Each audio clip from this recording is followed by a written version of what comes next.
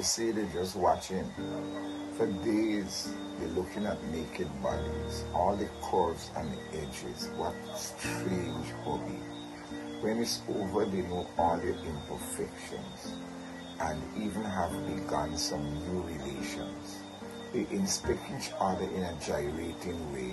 They come out to dance, gallivant, and play.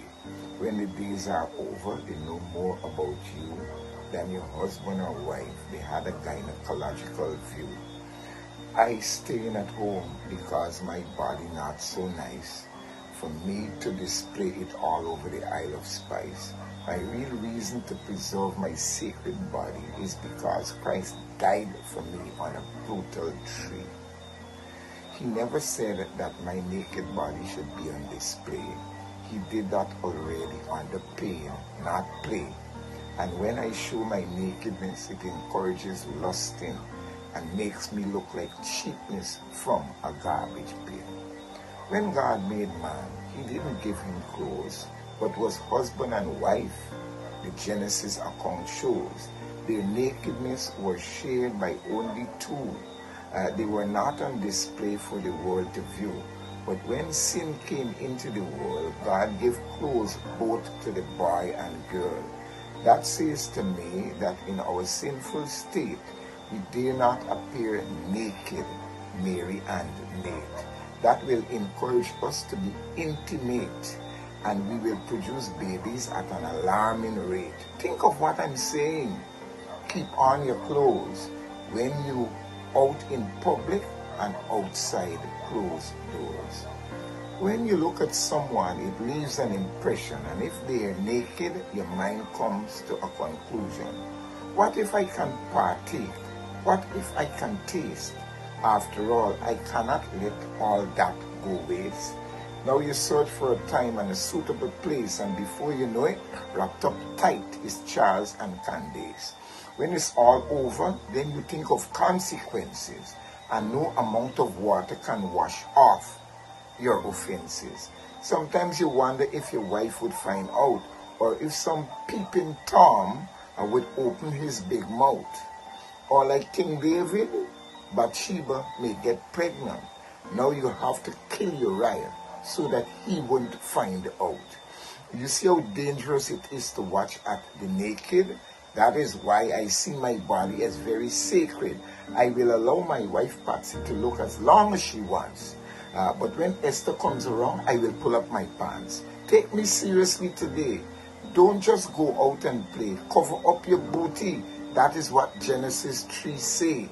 God never sent them naked into a sinful world. God the tailor made them clothes both for the boy and girl. Follow that example and teach your children same.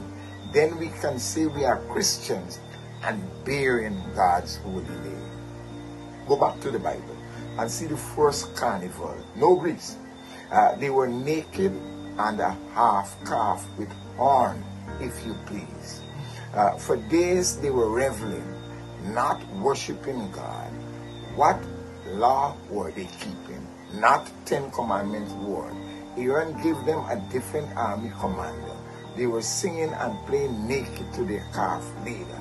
When Moses came down and saw the spectacle, he broke all 10 laws. It was so reprehensible. Some of them died in that tragic event, but remember they were naked. Fun and frolic was the event. Their problem was they did not trust the true and living God and turn away from his instruction in God's word. They were taking a chance to let a horned calf be their leader and nakedly following a false God, not the Bible. So today you can laugh and throw me aside, but as church people, we cannot go for a naked ride. Be like Moses. Live your life by the 10 great laws. Keep family together and keep your clothes and keep on your clothes, because the world is watching for people they can follow, not a people who will jump in bed with any naked fellow. Teach your children the importance of purity. Teach them to preserve human decency. Let them know that the majority is not always right. Teach them family matters. and they must guard it with their might. Let them know that Satan hates the family of God and wants to beat us with iron rod. Let us bind together, church people. Don't be distracted. Let us follow God, for many to us are still attracted. We are still the avant-close people marching to the promised land. Let us bind together, family, as a strong, united band.